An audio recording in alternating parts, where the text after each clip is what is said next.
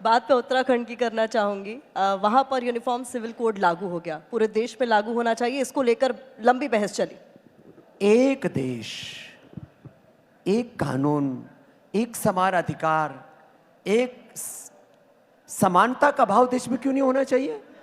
एक देश में दो झंडे, दो कानून, ये जो पूरा दोगलापन कैसे चल सकता है? तो एक देश में एक विधान होना ही चाहिए। तो समान नागरिक संहिता ये तो हमारे संविधान की मूलभूत भावना है। संविधान की जो आत्मा, the soul aspect of our constitution is equality. तो और यही हमारा वेद का भी उद्घोष है, एकत्व मनुपश्यतः सहनाओ, तो एकत्व सह अस्तित्व और सामंजस्य, हार्मनी, परस्पर भावयन्तः श्रेयः परमावाप्स्यथ यत्र विश्वम भवत्येक नीडम। तो संविधान की मूल आत्मा के अनुरूप है समान नागरिक संहिता, और उसका प्रारंभ उत्तराखंड से हुआ है। मैं आश्वस्त हूं कि धीरे धीरे पूरे देश के राज्यों में, पूरे देश में समान नागरिक संहिता ही नहीं होनी चाहिए, समान नागरिक संहिता भी होनी चाहिए, जनसंख्या नियंत्रण भी होना चाहिए, और इस देश के अंदर सभी दिशाओं से सबको एक स्वर से यह मानना चाहिए, हमारी मजहबी मान्यताएं जो भी हो, हम भारतीय होने का गौरव अनुभव करें, राष्ट्र धर्म को, राष्ट्रहित को सर्वोपरि माने।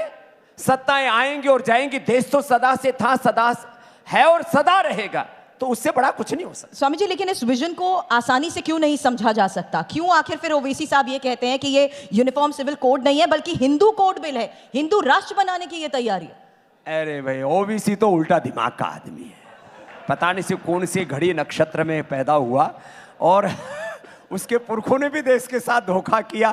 वो भी अच्छा क्या है, जो जितना उल्टा बोले उतना हेडलाइंस में बना रहता है, और अच्छा है ओबीसी जितना अच्छा, जितना ज्यादा ओबीसी बोलता है उतना ही ज्यादा मोदी जी को फायदा होता है। इसलिए काफी पॉलिटिक्स में लोग उनको बीजेपी की बी टीम भी कहते, मैं नहीं कह रहा हूं।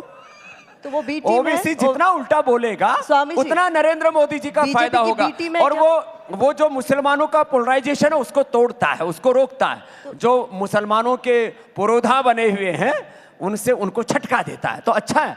मतलब अगर वोट मोदी जी के बढ़ रहे हैं, पॉपुलैरिटी मोदी जी की बढ़ रहे हैं, तो कहीं ना कहीं इनडायरेक्टली हेल्प कर रहे हैं। बीटी में अच्छी बात है, उनका भी योगदान रहना चाहिए। तो ओबीसी जो अपना योगदान दे रहे हैं, उसमें राहुल गांधी जी भी अपना योगदान दे रहे हैं, उसमें बहुत सारे ऐसे राजनीतिक लोग हैं। आप ये कह रहे हैं बीजेपी के साथ मिले हुए हैं ओवैसी जी?